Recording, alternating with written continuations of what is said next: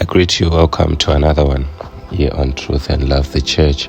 So the Bible says that if a prophecy is given and it does not come to pass, we should not fear a prophet. And we have also talked about some of the prophecies which have been given that haven't come to pass, and we said that some of them were conditional. So we're going to be hearing about this Prophet Yamkela Joseph, where there was some pushback where people were saying that his prophecy did not come to pass, where they were expecting that Nelson Chamisa will be the president of Zimbabwe. So let's hear what he has to say about this. Like, share, comment, and subscribe. Meet you in the next one. God bless you. Now, family, I want you to be very careful. Very careful. Because prophecy is in dimensions. Prophecy is in dimensions. The prophecy that I gave is absolute and also conditional about Zimbabwe. So nobody must think that God is going to make them a president by force, whether they do what God says they must do or they don't do it. God is just going to make them a president. Like it's not just like that. It doesn't work like that. You don't just become a president because whether it raining or not, you must become one.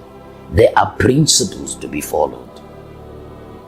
These are dimensions of the spirit. There are certain laws that needs to be followed. But I will take you now to the conclusion of this matter. I prophesied that Nelson Chamisa's party is going to break away. I prophesied that he's going to lose the name of the political party. And I prophesied that the next coming election in Zimbabwe will be contended by international bodies that will contend the election. You know that has not happened before. So I prophesied about that. And I prophesied that God is planning to infiltrate the judiciary of Zimbabwe, and that through the judiciary, a stone was going to come. Now, family, I'm a man of integrity. I believe that God has asked me to keep my integrity. So immediately I saw what was happening on the Zimbabwean elections.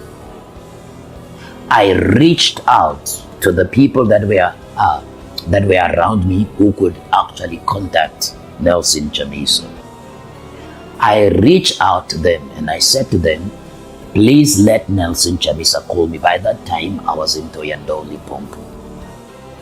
I said, let Nelson Chamisa call me, or let me reach to him so that I can speak to him. By that. Now, I wanted to speak to him that time, I think it was just a day after the result announced. And then one of his members of parliament and some of the people around him, they kept on reaching out, saying, men of God, we have given him your numbers. We have given him, Nelson Chamisa, your numbers, that he may call you, that he may call you, that he may call you. And then I said to them, you also go and watch the prophecy that I've given about Zimbabwe. Immediately after the election, I said, go and watch the prophecies that I've given. I said to the people that were saying that they've told Nelson Chamisa to actually conduct me.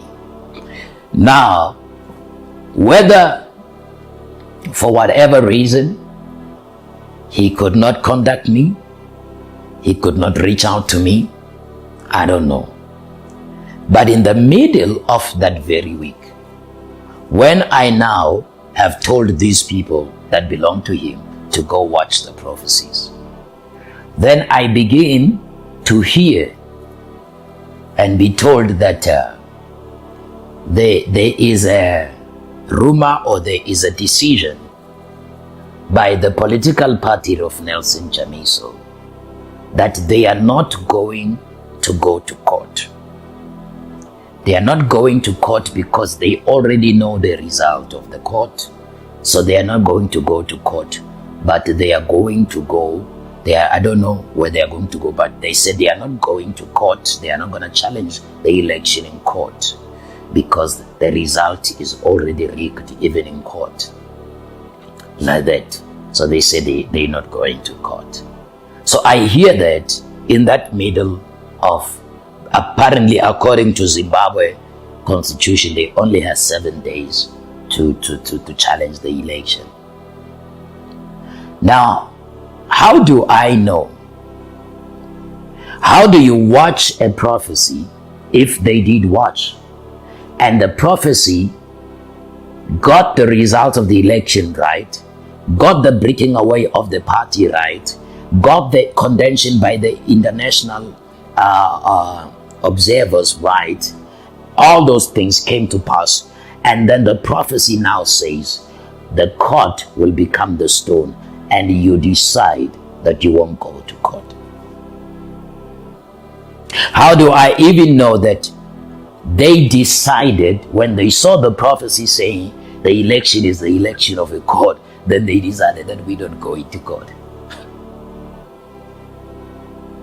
So how do I even know about that?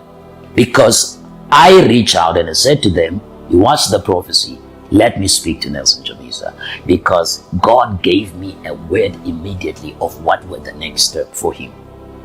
I was ready to give him a map out of what's going to happen.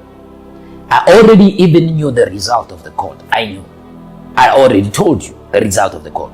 So if there is contention of the prophecy, whether it was true or false, maybe the real contention should have been, we went to court and we lost. But you said we were going to win in court. You said God was going to use the court. Maybe that could be the contention that is rightfully so. But hearing that the prophecy says the election is of the court and you don't go, and then you expect, what are you expecting?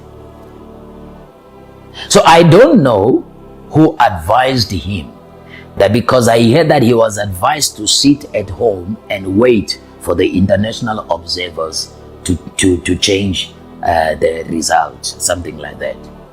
So I heard that somebody came and advised him that they shouldn't go to court. They should sit at home and then wait for the international observer to change the election result. Now, family, that one, God didn't say to me that the international observers are going to change the result. I'm telling you, whoever had given Nelson Chamisa that advice is a fulfillment of prophecy. I told you that there were dimensions of infiltration that had already happened. I said it in 2021 in amongst his ranks, and I said some people who plant confusion around him, he should be careful.